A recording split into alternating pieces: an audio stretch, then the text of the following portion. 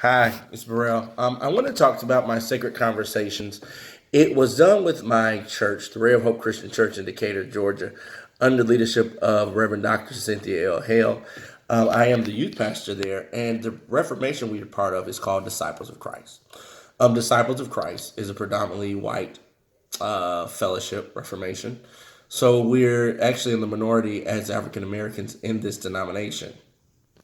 Well, on October the 14th, we had a community meeting at one of our Disciple of Christ churches in Tucker, where we assembled to talk about social injustice and just equality as a whole. It was very interesting. On the panel, one of the pastors, Dr. Thomas, who was actually very interesting story. If I could talk about him, he is a native of Atlanta Cascade. Actually, went to Thero High School, graduated, went to the University of Tennessee on a scholarship, played football.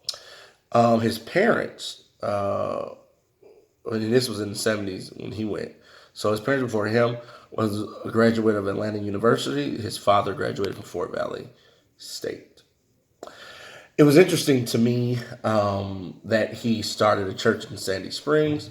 And the thing that struck me was that he felt as though there was some need to help his community because he was seeing things with Sterling Brown and things of that nature. And I'm always interested, for lack of better words, to see why some African Americans are in such a haste to move to certain suburbs away from their people and then want to feel like they are connected with their people. However, that was not the case, he said. So we talked about it, and it was interesting because he had a young lady, a white young lady, who became a member of his church.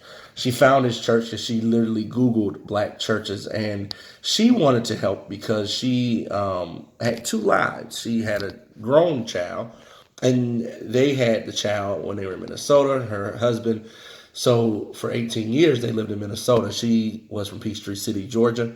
Her and her husband moved to Minnesota after school. And what happened was she moved back to Atlanta. She adopted a black African baby. She adopted this African baby, and she said she noticed when she went into stores and when she would go places how people's attention towards her changed.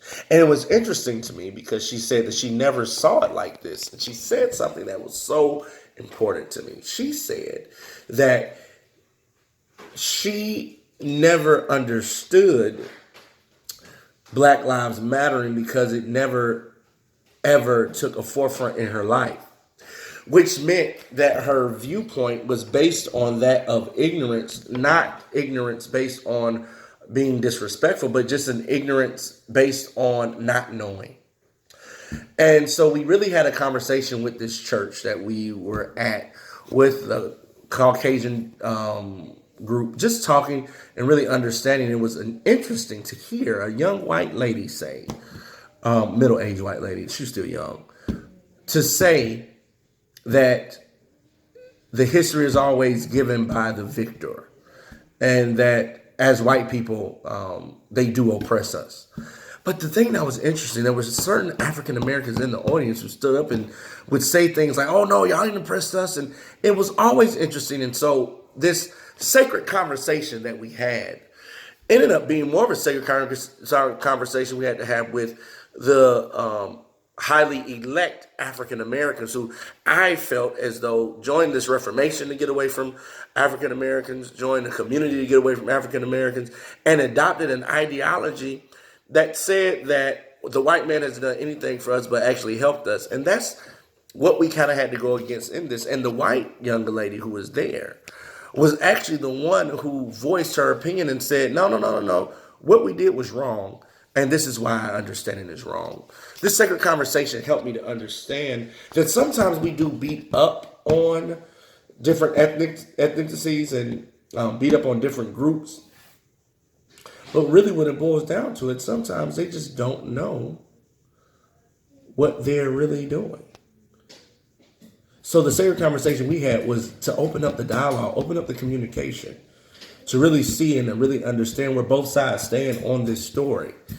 Because it's one thing to Google and Facebook to your same audience about things you have about where you're dealing with, but it's a whole nother thing to actually do something about what it is you're trying to grow and be about. Thank you. That was my favorite conversation.